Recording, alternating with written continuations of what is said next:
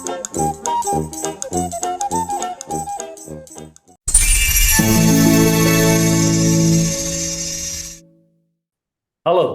apa kabar para pendidik dan tenaga kependidikan dimanapun Anda berada? Anda saya panggil sebagai Sobat Bapau. Bapau adalah kepanjangan dari bincang-bincang ala PAW. PAW sendiri adalah Pandawa Arta Wirakusuma, sebuah yayasan yang bergerak di bidang pendidikan. Channel ini dibuat untuk mengangkat berbagai macam isu yang sedang berkembang atau sedang berlaku di dunia pendidikan, khususnya di kalangan guru dan kepala sekolah. Hari ini kita akan berbincang dengan seorang tokoh yang cukup dikenal di dunia pendidikan, yaitu Dr. Sylvia P. Sutantio, MED. Beliau adalah orang yang berpengalaman sebagai dosen, sebagai anggota Badan Akreditasi Sekolah dan Madrasah, juga sebagai sekarang menjadi konsultan di sebuah perusahaan yang bergerak di bidang pendidikan. Jangan lupa subscribe, like, dan berikan komen kepada Bapau ini agar Anda tetap dapat keep in touch dengan kami. Kita sapa Dr. Sylvia P. Sutantio, MED. Apa kabar Bu Sylvia? Baik, baik Pak Pranata. Terima kasih sudah diberi kesempatan untuk mengisi acara Bakpao nih.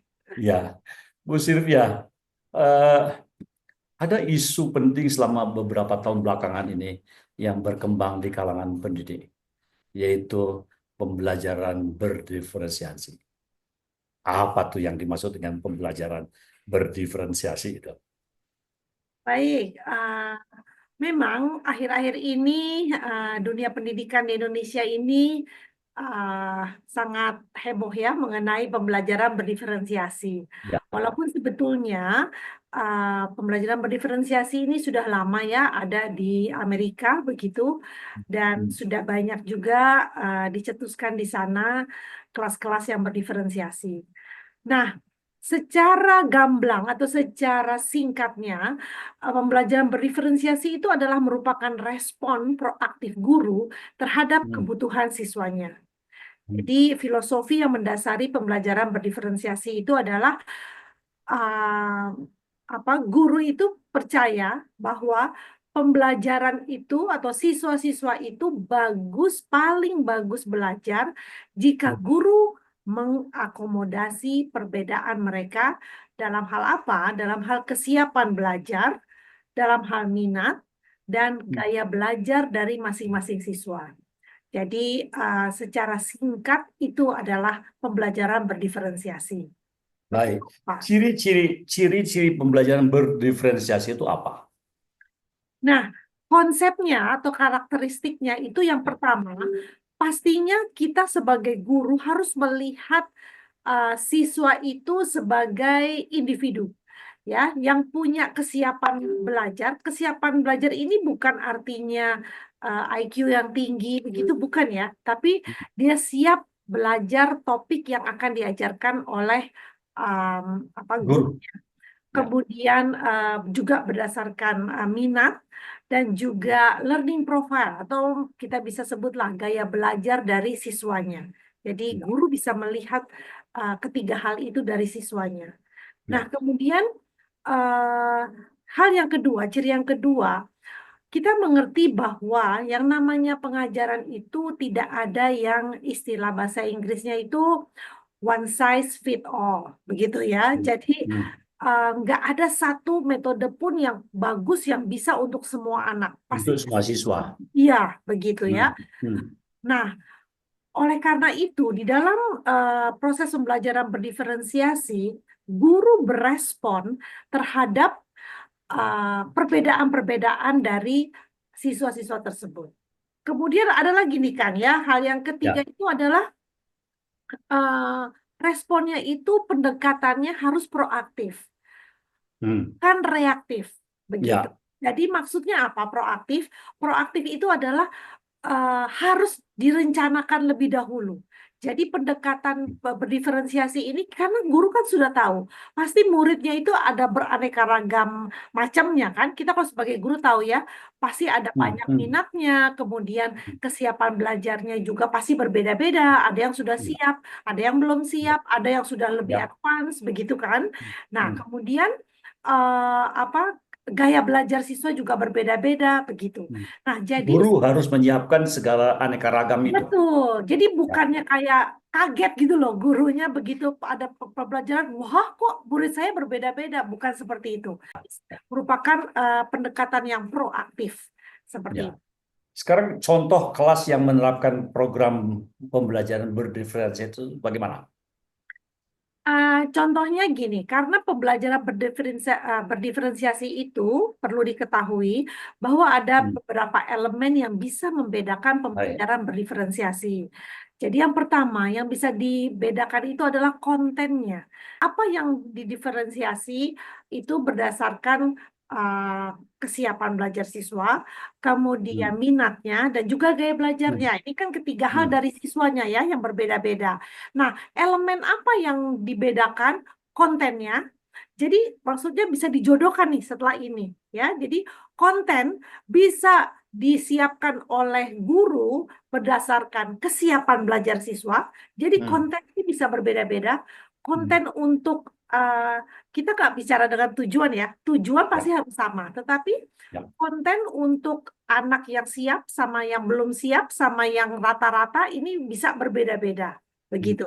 Kemudian minat sesuai juga dengan minat. Jadi konten juga bisa berdasarkan minat. Mungkin ada Baik. anak yang sukanya musik, kemudian ada anak yang sukanya apa matematika, ada anak yang, nah ini ya bisa berdasarkan juga di minat. Kemudian bisa juga berdasarkan tadi gaya belajarnya. Jadi konten yang disampaikan oleh guru bisa sesuaikan dengan gaya belajar siswanya. Jadi elemen yang pertama itu konten. Kemudian yang kedua proses. Sama, proses juga bisa disesuaikan Hmm. dengan ketiga hal ini. Dengan kesiapan belajar siswa, dengan minatnya, dan juga gaya belajarnya. Jadi dijodohin begitu ya, antara Ya, apa perbedaan siswa dengan elemen-elemen yang mau dibedakan.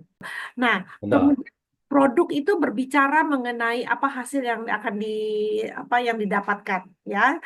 Seperti kayak apa hasil dari belajar itu apa. Nah, sama Hmm. guru juga bisa mempersiapkan jadi asesmennya juga berdiferensiasi. Berdasarkan apa? Hmm. Ya berdasarkan Ya, apa kesiapan belajar siswa, berdasarkan kontennya dan juga ya. berdasarkan berdasarkan minat dan berdasarkan gaya belajar siswanya. Dan yang terakhir elemennya adalah iklim dan Ya, lingkungan belajar. Ya, jadi betul. susunan kelas secara fisik, jadi iklim belajarnya harus diciptakan yang menyenangkan, kemudian Hmm. bagaimana interaksi guru dan siswanya juga apa bisa diciptakan sehingga siswa juga senang gitu ya dalam belajar. Sekarang contoh kelas yang menerapkan program pembelajaran berdiferensiasi itu bagaimana? Contohnya seperti apa begitu? Nah, yang Ya, tadi seperti saya katakan, misalnya ya, kita mau membedakan prosesnya. Nah, mungkin sebenarnya tujuannya sama, topiknya juga yang dibicarakan sama. Tetapi kalau misalnya kita bedakan berdasarkan gaya belajar siswa, ya, mungkin misalnya kenapa sih belajar matematika boleh nggak kita ngajarin rumus pakai lagu? Boleh kan? boleh saja. Kenapa nggak boleh? Boleh Kenapa aja enggak? begitu. Ya, Kenapa enggak? Ya, ya. supaya misalnya anak-anak nggak mudah mengingat, ah, kita coba rumus apa, misalnya rumus segitiga gitu kan. Kita bikin lagunya untuk rumus segitiga. Nah, mungkin anak-anak yang gaya belajarnya apa auditori, nah itu juga dan juga mungkin dia minatnya musik, dia akan lebih cepat untuk mengingat begitu. Kemudian kalau gaya belajarnya visual, ya mungkin dibuatkan ya segitiganya, kemudian ini alas, ini tinggi. Nah, dia lebih cepat untuk mengcapture itu kan Hmm. rumus-rumusnya begitu. Nah, Bu kemudian kalau yang Sylvia, ya ya, ini apa enggak kelihatan rumit ini? kalau dibi Menyiapkan pembelajaran berdasarkan minat, bakat, dan kesehatan belajar siswa. kalau Apa enggak dibilang rumit, ya, ya Pak. Jadi gini, kalau dibilang rumit, ya pastinya memang lebih memakan waktu untuk guru mempersiapkan. Iya ya. betul, Jadi, ya. guru harus melakukan pemetaan dulu ya. betul. Jadi di awal biasanya itu sebelum pembelajaran berdiferensiasi ini, siswa-siswanya harus di Hmm. quote unquote, Dikelompokkan, iya betul, dipetakan. dites Hmm. gitu ya. Dia ini gaya belajarnya apa, kemudian kesiapan Iya, belajarnya apa, begitu. iya, Jadi ya, sehingga guru ini bisa tahu di dalam pembelajaran ya, apa yang harus dilakukan, begitu. Memang harus ada ya, assessment dulu di awal, pasti harus ada. ya. Dan pemetaan itu tidak harus melalui tes kan, bisa melakukan observasi, Betul, ya toh, betul. bisa dilihat, oh ini gayanya Hmm, dari kebiasaan siswanya. Sebenarnya boleh. tidak sulit kan, walaupun dalam tanda kutip untuk pembelajaran berdiferensiasi harus dilakukan dulu pemetaan minat dan Betul. kebutuhan belajar siswa. Ya, Ya, betul begitu. Memang gini, kalau dibilang sulit, ya pastinya bukannya sulit ya, tetapi memang lebih banyak memakan waktu untuk guru hmm, mengerjakan pembelajaran hmm, berdiferensiasi. Nah, satu hal yang hmm. perlu diingat begitu, si Tomlinson ya, kalau di Amerika ini yang banyak menulis buku-bukunya itu Tomlinson namanya. Dia Ya, juga mengingatkan bahwa tidak mungkin, maksudnya guru itu langsung di dalam 1 tahun menyiapkan setiap pembelajarannya itu berdiferensiasi dalam hal prosesnya, produknya, ya. semuanya begitu. Tidak. Yang pertama konten, yang kedua proses, dan yang ketiga produk ya. Kotak, betul. Hmm. Karena apa? Pasti kan akan sulit ya, begitu. Jadi dia bilang nggak apa-apa, dia juga membina sebuah sekolah begitu dan bertahap gitu, Kang. Hmm. Sekolah yang dibina sama dia aja itu 5 tahun, Kang. Baru Hmm. semua pelajarannya itu berdiferensiasi. Jadi Ya, setahap demi setahap. Misalnya, ya. oke, topik ini saya mau buat konten yang berbeda. Nanti tahun depannya oh saya tambah lagi prosesnya, terus topiknya Hmm. makin bertambah begitu. Hmm. Sehingga nanti setelah dia 5 tahun itu bayangin ya, 5 tahun barulah guru itu punya apa ya perangkat pembelajaran itu yang berdiferensiasi setiap kali dia mengajar. Itu ya, jadi Hmm. itu yang harus disiapkan oleh guru-guru Hmm. dari awalnya Hmm. memetakan siswanya, kemudian sudah pasti mempersiapkan Hmm. pembelajarannya, dan juga Hmm. yang pasti terakhir Hmm. bagaimana evaluasinya begitu ya terhadap Betul. pembelajaran yang sudah dilakukan. Hmm. Sekarang saya ingin membahas tentang dampak. Mhm. Apa dampak dari penerapan pembelajaran berdiferensiasi? Nah, ini yang apa namanya yang nyata ya, bukan Hmm. bukan kata buku begitu, bukan kata teori, karena eh, apa nih? Pada waktu itu saya memang diminta oleh Puskurbuk ya, Ya, Papanan. Anda sebagai penulis penulis modul pembelajaran berdiferensiasi kan? Betul, betul. Bersama Puskurbuk begitu. Nah, Ya, ya, di dalam hal itu kan pasti membimbing sebuah sekolah ya, bukan hanya ya, buah lah, tiga sekolah ya, pada saat itu. Nah, ternyata hasilnya, karena kan kita buatkan modelnya, kemudian model pembelajaran itu benar-benar diterapkan oleh guru, hmm, kemudian dievaluasi hasilnya seperti apa. hmm, Guru juga kita wawancara, kemudian murid juga, dan hasilnya guru ya memang guru mengatakan satu memang sih Bu agak repot gitu ya karena ya, kan baru. Tetapi hasilnya itu adalah eh, anak-anak itu senang begitu ya dengan pembelajaran seperti itu. Kenapa ya. mereka merasakan senang? Karena murid merasa dilibatkan dan juga sesuai dengan apa yang kebutuhannya mereka. Mereka mereka mau belajari. Betul ya. Jadi mereka senangnya apa ya diberikan seperti itu. Nah, Hmm, kemudian pada waktu misalnya produk ya, kan assessment kan, jadi hmm, mereka boleh pilih gitu loh. Eh, mau apa misalnya begitu ya. Jadi sesuai dengan gaya belajarnya mereka bisa, sesuai dengan minatnya mereka bisa hmm, begitu. Jadi misalnya sama-sama disuruh bikin bisa bahasa Indonesia misalnya atau bahasa Inggris oke lah, hmm, hmm, language lah. Kemudian disuruh bikin apa kayak biografi begitu kan, semua disuruh bikin biografinya seseorang. Nah, mungkin kalau nih anak ini sukanya art, dia bikin biografinya ya ini seorang misalnya apa pelukis misalnya seperti itu. Kalau dia sukanya olahraga, dia bikin biografinya Messi, misalnya dia sukanya bola. Siapa itu Messi? Kenapa Messi itu begitu hebat dan sebagainya? Ya, Seperti itu. Nah, tapi kan sebetulnya sama. Tugasnya itu adalah membuat biografi. Tapi kita sebagai guru kan nggak bilang langsung semua harus buat biografinya Messi ya. Lah, ya, kalau kayak orang nggak suka bola kan susah, ya kan? iya. Nah, ketika Yang diberi. penting dalam pembelajaran bahasa, umpamanya, Hmm, siswa dapat membuat sebuah narasi, sebuah hmm, esai, terserah hmm. kepada mereka minatnya apa. Betul. Jadi eh, apa guru-guru mengatakan bahwa wah Ya, Ibu ini anak-anak ini bersemangat gitu ya dalam ya, belajar. Kemudian bersemangat juga untuk mengerjakan tugasnya. Jadi nggak ya, malas mengerjakan tugasnya. ya, Kemudian, nah saya minta memang guru ini kan mengajar di dua kelas ya yang berbeda. Jadi saya minta komparasi.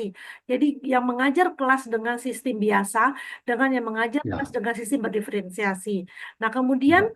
hasilnya ketika dinilai untuk misalnya penilaian begitu, anak-anak yang Hmm, berdiferensiasi nilainya lebih baik sesuai dengan apa yang menjadi kesukaan anak-anak, kebutuhan lah ya, terutama ya. kebutuhan anak-anak. Jadi mereka senang begitu.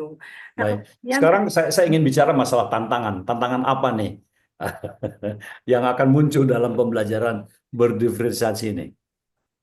eh, kalau ini juga sama Pak ya, faktanya nih ya, fakta di lapangan yang setelah Ya, kami ya. lakukan begitu. Hmm, Yang paling besar itu tantangannya adalah gurunya dalam mempersiapkan semuanya.